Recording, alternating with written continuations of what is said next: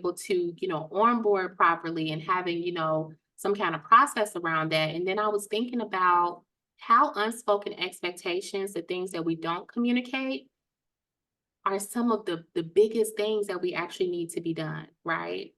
And how that can create such a gap and um like a missed opportunity to give someone else the opportunity to show up for us.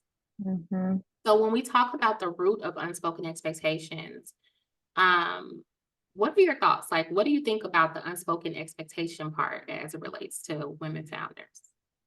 I think you know what, of course, I'm gonna go down my clinical route, starting from That's go. what we need. Um, I really want us to really think about when we were growing up, what were some of the unexpected expectations that was placed on us as kids, right? What were some of the things that was taught to us as kids, right? Through our parents, through other adults, through our teachers, through whoever it was that was a major influence for you. I want you to think about those impacts when you fell short from meeting the expectation. What was typically the consequence? And when I say consequences, let's be very clear. There could be a positive consequence or there can be a negative consequence, right? But a lot of times, and especially in Black households, there was these expectations of us to show up, however way that was for you all in your household. I'll even be vulnerable and say in mine household, it was you got to be on top of your game. And when you're not on top of your game, you're being vulnerable to something not happening the way it was supposed to happen because we can't control. So I think one of the unexpected expectations, and I think Alice, you've probably gotten the brunt of it, was it was a matter of I have to be on everything because if Mhm. I'm not on everything, something will fall through the cracks. And if something falls through the cracks, that's my fault. And then if I um, reach something that fell through the cracks, I get yelled at. I get looked at as not having my stuff together. I get looked. So I want you guys to look at it from that perspective. When there was an expectation for you that you weren't aware of, how did you respond? Or how was it even presented to you? Was it a teachable moment where your parent or whoever that adult authority was it like, okay, let me help walk you through these things. Let me help you to know. Let me help you to communicate. Or was it a matter of you're going to get reprimanded because you didn't know and you didn't read their mind? Because Mhm. I want you to, even if we took it down to the simplest terms, right? You know how we as Black people, especially with our toddlers, we're like, you're not supposed to run around the store. You're not supposed to eat the candy. You're not supposed to do X, Y, and Z. The toddler is not thinking about that. The toddler says, there's open space. I'm going to run because why? I'm a toddler. I'm not able to process these things. But what they learn when they do that is typically they get reprimanded. So now instead of feeling the urgency of being able to freely move around, it's kind of like there's a fear. And if I do this, what is going to be the consequence for that action? Right? And so when we're continuing to look at it from that lens, it really does translate into almost every aspect of your life. And a lot of times we'll see it either in work or our romantic relationships or our friendships, family relationships too. That's so good. I wasn't ready. Were y'all ready? Because as soon as she said it started in childhood with not meeting the expectations of needing to be everything and do everything right, it was like, oh, right. Because the way that I responded to that was wanting to get it right. I wanted to be so far ahead of getting it right that you didn't have to correct me on it. But Mm-hmm. eventually that made me rebellious. I don't know about anyone else, but I got tired of that because it was like it was never enough. So now I'm just Yes. the opposite of whatever you're asking me to do, right? Um, so okay, I don't know how to even lead into the next part because I'm thinking about how do we then get to a place where because maybe it's not that easy for everyone to find their trigger or their Yeah. source. Maybe if it didn't start in childhood, like where else could that need to fulfill, like, Hmm. where did it come from? Well, and let's think about it, even if it wasn't childhood, right? Well, let's talk about just workplace experiences, right?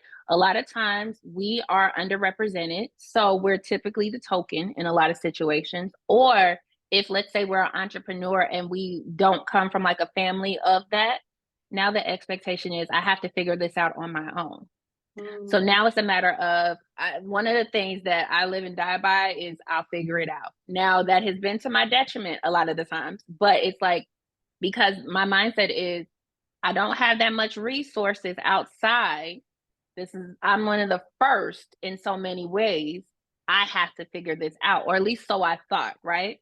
So even if you look at it from your work history, what are some of the things that stand out to you as far as when there was an unspoken expectation, but somehow you were supposed to know this is how that system works and this is how you're supposed to do?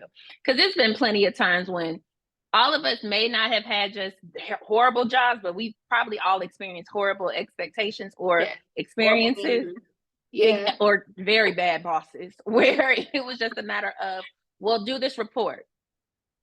Okay, what goes into the report? We'll just look over this one and then replicate it. I don't even know what was the intention behind this to even know if I'm doing this correctly. Well, this is it. Figure it out. Okay, well, I'm going to figure it out. And now when I do it, I hope it's in alignment with whatever it is that you were hoping for, because I don't know. And so what was some of the, I mean, I know me and Allison share plenty of stories when we were working our 9-to-5s and trying to get our brands off the ground. It was kind of like, they asked me to do this. I have no clue what this means or how to even do this or why I'm even doing this. But now the expectation is this, and if I don't get this done, I'm going to get reprimanded in whatever way, shape, or form. And everything doesn't necessarily have to be in a negative form, but a lot of times we unfortunately learn more from the negative experiences than the positive, because even if you have, like, say, 7 positive experiences, that one negative can outweigh the 7 because it made a lasting impact. And if you're not really familiar with getting positive responses, you're kind of always on walking on eggshells, because you're just trying to make sure we're doing things right without any of the ramifications of it. And something else I really want you guys to take into account of we as Black women, I know we as Black people, but especially as Black women, I feel like it was told to us time and time and time again, you have to work twice as hard to get half as much. And even though it may not have been spoken to you directly, you can feel the sentiment of that and the weight of that. So it's almost as though we're stepping into these professional lenses already kind of like on the defense, like, I got to be on top of it. I may not be able to trust you because from what X, Y, and Z said, or maybe I got burned from you, or because it's been ingrained in me from childhood, family, and everything. Don't worry. Don't lean on other people. Move forward. Those are some of the things that are, again, unspoken, but they're unconsciously built into the way we see the world. Absolutely. So how do we get to a point? Because what I'm hearing is that from an expectation standpoint, we may be trying to fill these unspoken expectations, but when we are now in our leadership roles, whether you are a manager, you are a team leader, you have a business, you're hiring people for the first time, why are we doing it to others? If we know what it feels like and there is a root cause of it from our childhood or from our work experiences, how do we end up doing that to other people? Well, I think we also have to remember, even though the best way of explaining it is do as I say, not as I do. And a lot of times that's what we're doing. Do as I say, not as I do. Because again, you have to think about it. That was a learned behavior. And as much as, you know how we say, I don't want to be like my parents when I grow up, I'm going to be different with my kids. And then you can find yourself being the exact same way, right? Because you weren't given any tools to do anything differently. But, and one of the frustrating things, and I always have to talk to my clients about this, is that while you are not responsible for the trauma that has happened to you, you are responsible for learning how to overcome them and to cope effectively with them. So a part of it is in doing better is to be honest with yourself and saying, okay, where am I deficient? It's not saying that you're a horrible person. It's not saying that you've done everything wrong. It's not saying you got to start all the way from scratch. It's just saying, let me acknowledge where some of my weaknesses are. Because from that standpoint, if I can be honest and vulnerable with myself, being honest and vulnerable with somebody else, especially one of my team members, it's not going to be as hard. but you have to acknowledge it within yourself. Understand, where did it come from? Okay, what is the feelings that are associated with it?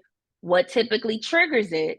And then from that standpoint, it helps you to give yourself a full context on what you're working with within yourself, which then gives you more empathy to be able to extend that to your team members. So, Mhm. like, for example, I have a team in Atlanta and I have a team in Chicago. And notoriously, in private practice or in any medical field, getting the girls to do their notes is like the bane of our existence. Okay. But I had one young lady who told me she was avoiding us because we had been calling and emailing and texting. She was like, I was already avoiding you guys because I know you guys gave me a lot of grace, because she had a lot of personal things that was going on that impacted, again, her professional. And Mhm. then when we found out to the severity of everything that was going on, it was like, girl, why didn't you say this a long time ago? Because then at least we could put a plan in action. We can support you. We can be more realistic on when you can get these things done, but you can keep us informed. Yeah. But again, it was that fear of, well, shoot, you already gave me all this grace. You already did this. I don't know what this could look like. I don't want to not get paid for Avoidance. my Yeah. stuff. Yeah. But those are some of the things that, again, because everybody's walking on eggshells with one another, or from her previous job experiences, once you mess up, That's it. Yeah. that's it. So, there's a lot of different things to take into account for that. But the biggest thing is being absolutely, I always say, being 1000% honest with yourself. What can you take accountability for? And that way you can give that grace. And we're not saying give so much grace to where they're just running over it to where it's being abused. You have to intuitively know, okay, if this is the case and these are the boundaries I'm setting, I have to extend this, and this is what it looks like to extend that to a team member in that same token. That's so Let me know if that's helpful to you guys too, because sometimes I can get to talking and I don't want anything to go over anybody's heads. But I try to make sure I don't use like clinical jargon. I try to keep it as personable as Yeah. possible.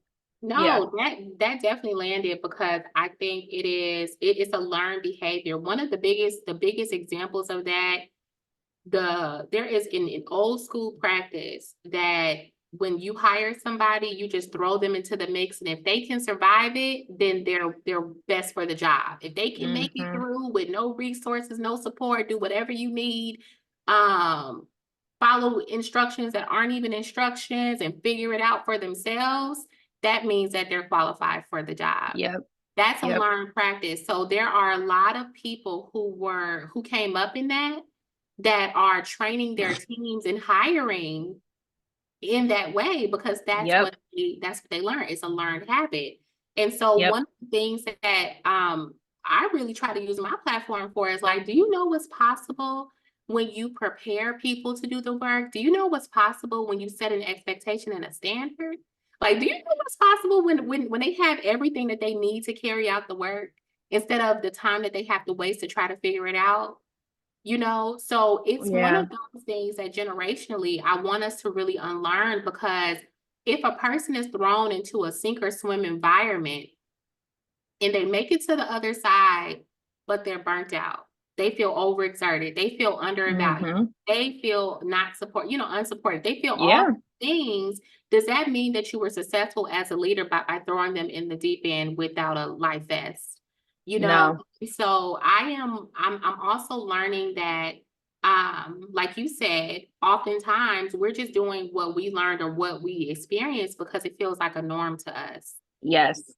And Even we got when to take into yeah. And I was going to say, one thing that we have to also adjust to is that we have a newer generation that's behind us, even though a lot could be said about that a generation. But lot of one thing that look, a lot of things could be said. However, they are putting a demand on, this is not how we want to operate anymore. And we have to, and there is a bridge that has to be closed in, because they're having a different expectation. I think we have grown accountable, complacent, and or operating in chaos because that mhm, is the norm, yeah, versus, oh, it can be a relaxing thing.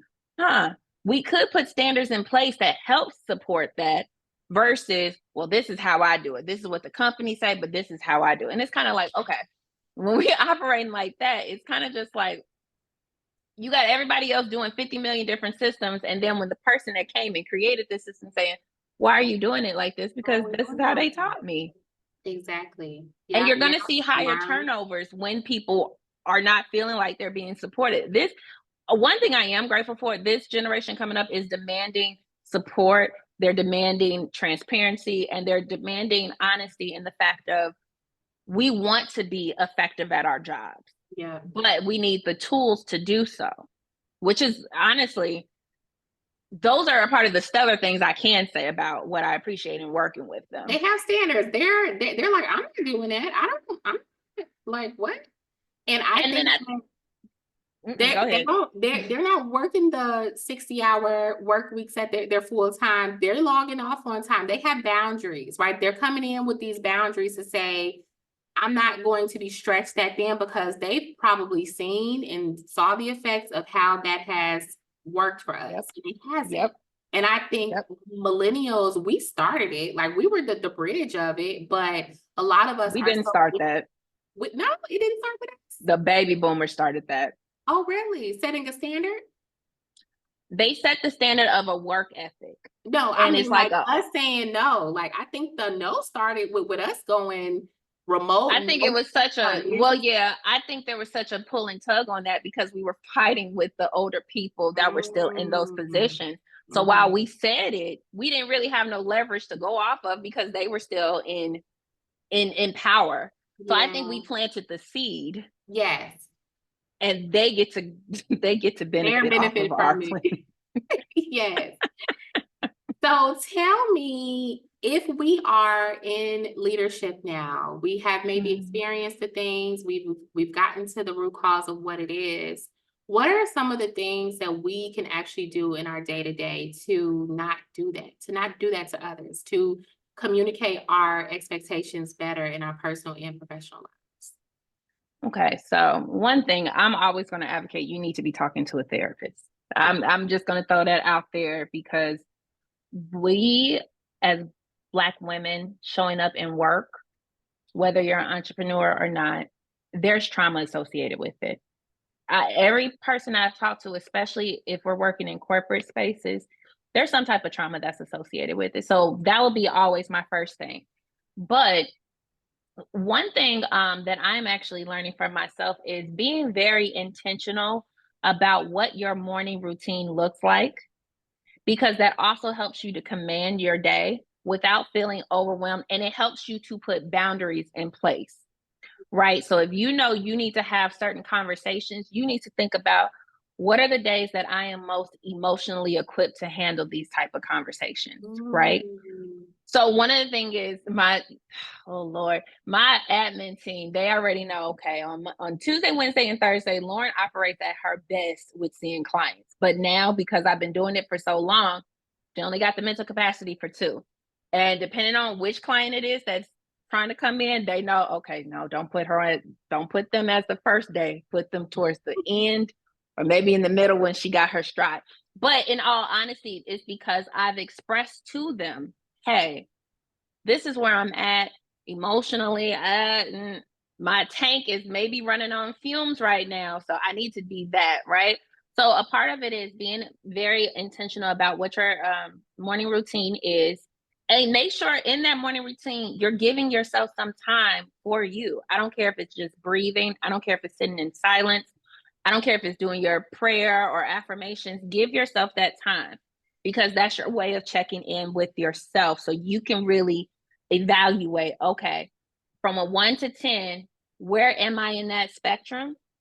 10 being my highest, like I'm great. 1 being like, look, I showed up.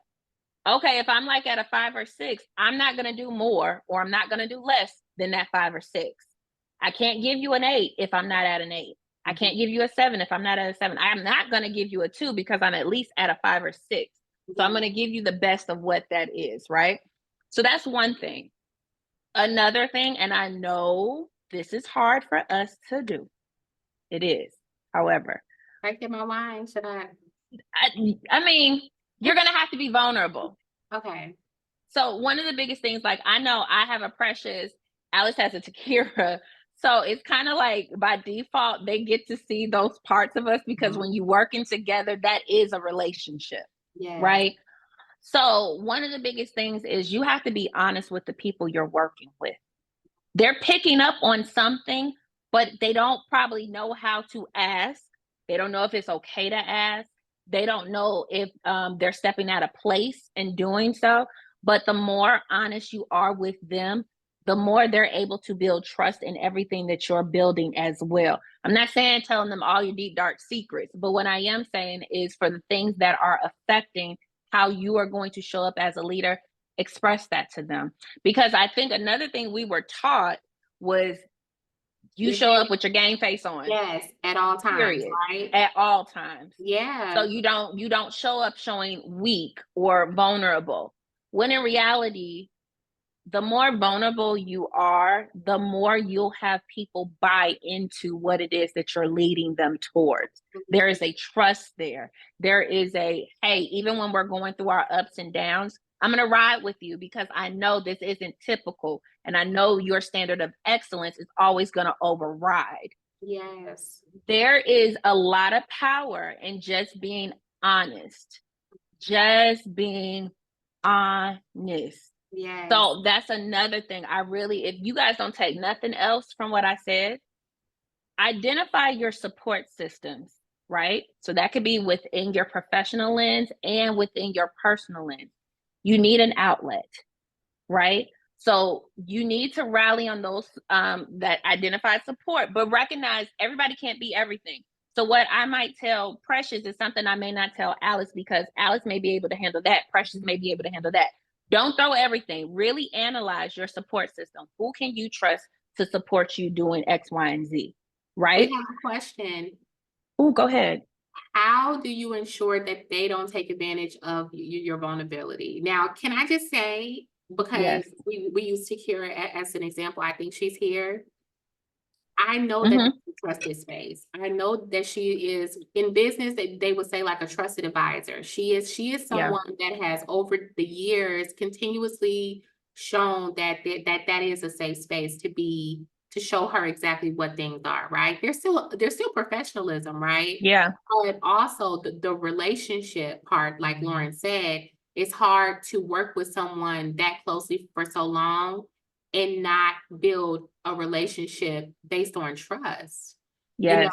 so you'll know, Crystal, like how to where to draw the line in that, but I just go with I pray and then I go with my heart on like, okay, I have to tell her that because if I don't, it doesn't give her the opportunity to show up. Like where I fall short, if I fall short and I don't show up and then no one shows up, that's a huge reflection of the company. But if I'm falling short and I've communicated that I'm not able to, that gives her the opportunity to show up and the work to still get done. So the Mm-hmm. vulnerability part is huge, but our vulnerability is also connected to our ego. I don't know if that's a clinical thing, It but I is. struggle with vulnerability because I know people expect me to have it together, right? And that has been a prison for years. Yeah. So vulnerability allows other people the opportunity to show up for you. It really does. And I kind of want to piggyback off of what Alice said.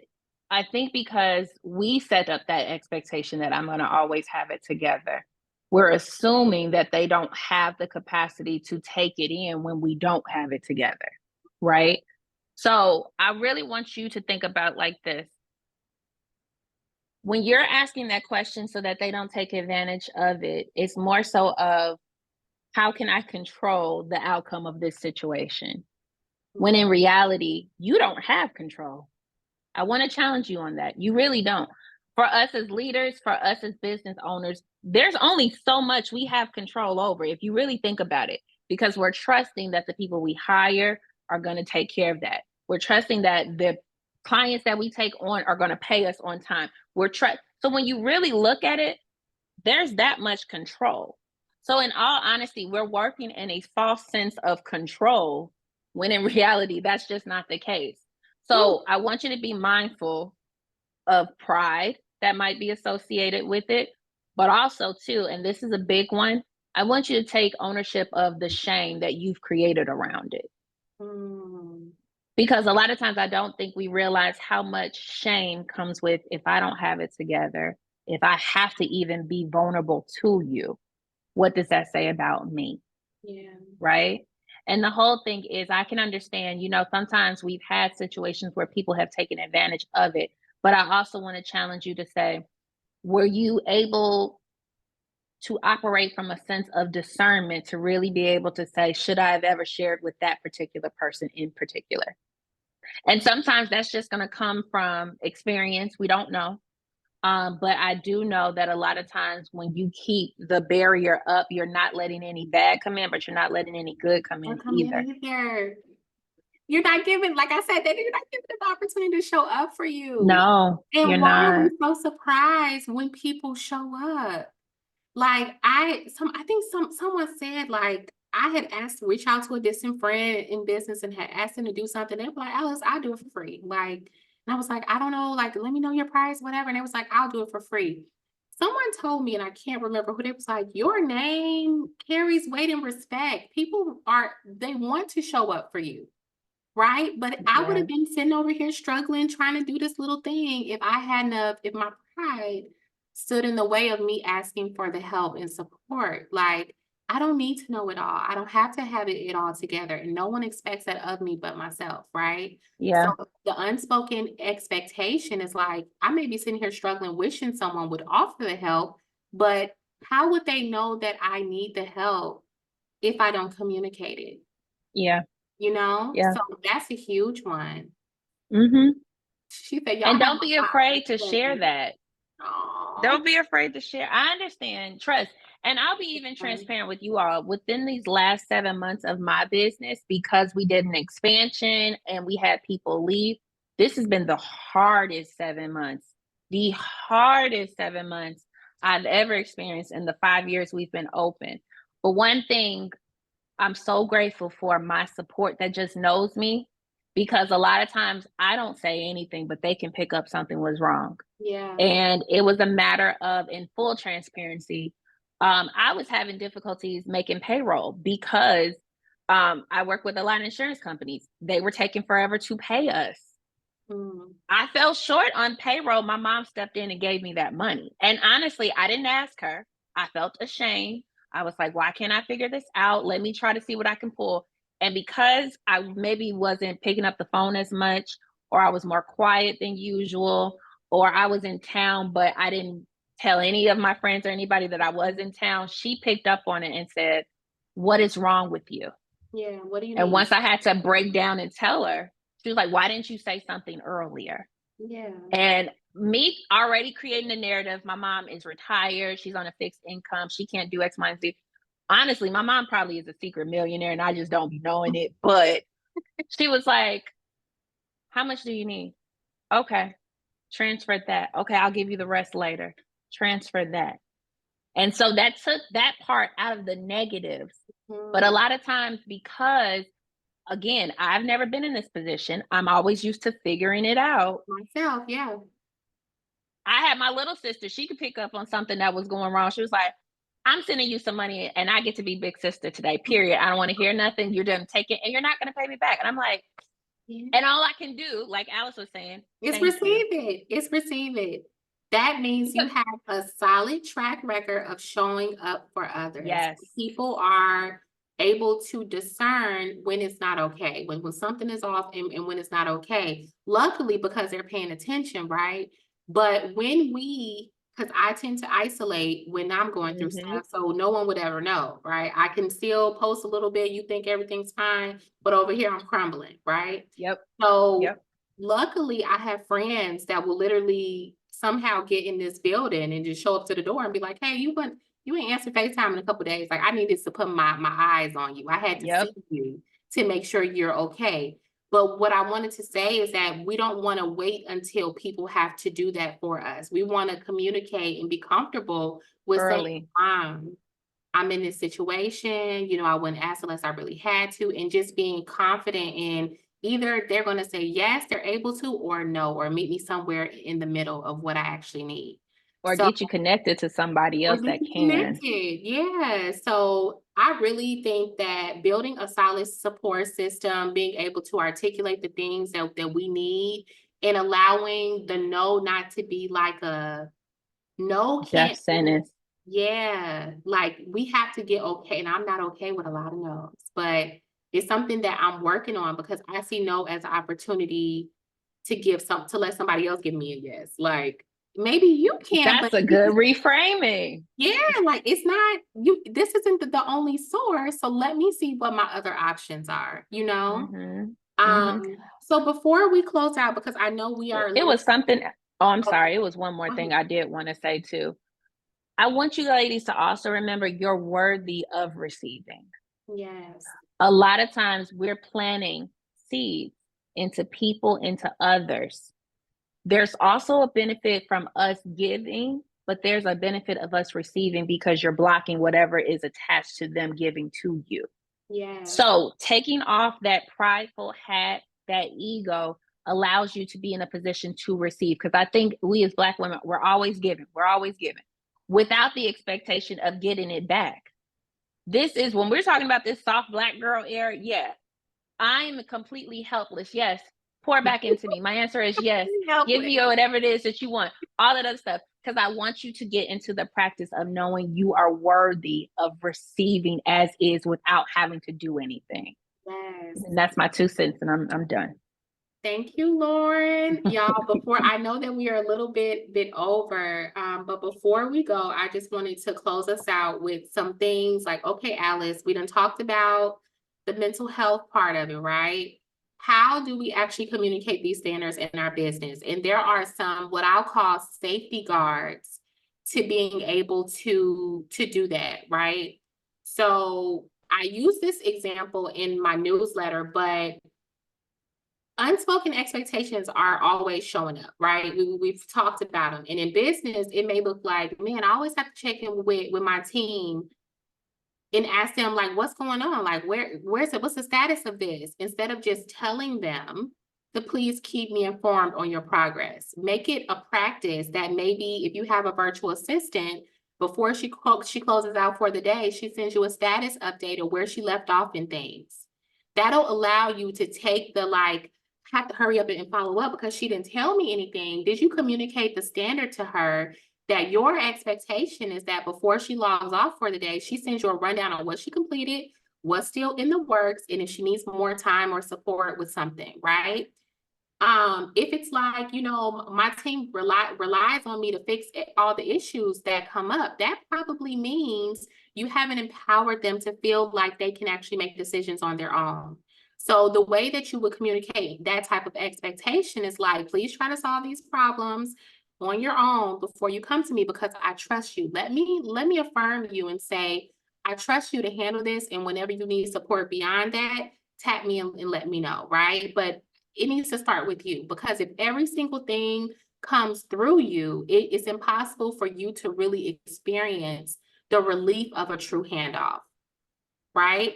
So I'm not going to go through all of these, but the last one I want to read is I'm at capacity and I don't know what I need, but my team should offer to help. I'm just over here struggling. I'm drowning. They see me fidgeting around on meetings. They see me trying to juggle. They see me breathing hard and mad instead of just asking, Marie, would you happen to be able to support me with these 3 tasks that have to be done by tomorrow? That's it. That is the gap between what you're probably thinking and being able to communicate that to the people to allow them to show up for you, right? So some of the ways that you can just communicate your expectations is really by giving your team the support and the resources to do the work. That's one of the things. When someone comes into the digital giant, by the time they've gotten into the onboarding process, they know this is a tight ship. This is a well-oiled machine, that the expectations are there because of how we communicate, how their role has been defined, the resources that they have, the training that they receive. They're like, whoa, they're not coming to play. That sends a message early on, probably when they're doing their little mock assessment, right?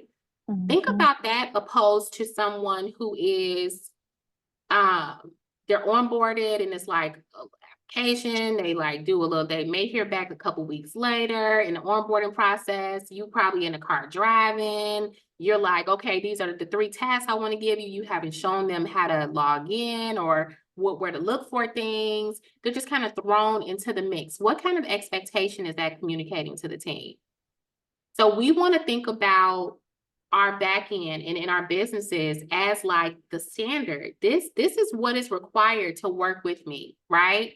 That I have put all of this stuff in place. I haven't spent time, money, and energy and effort to develop all of these things to not have people to know how to do it. So one of the things that I like to say is like how your back end is structured, the resources that you have, and how your team communicate is the best way to set an expectation. So then that way you're not having to constantly communicate this or that, right? You're still going to have to, but the parameter, the like guardrails, the framework is already in place by the resources that you have in place for them to do the work independently of you. Okay. Since we're over time, I'm going to stop there. And if you have any questions before we close out, please feel free to come off mute or drop them in the chat. And then let me know if we should do more of these conversations for leaders, because this is the first time I've done this. I can think of so many topics and specialists and experts to bring in, but Because she knows them all, y'all. She knows them all, so she can get you whatever you need. I promise you she can. but if you have any questions, comments, or thoughts, feel free to come off mute or just drop it in the chat.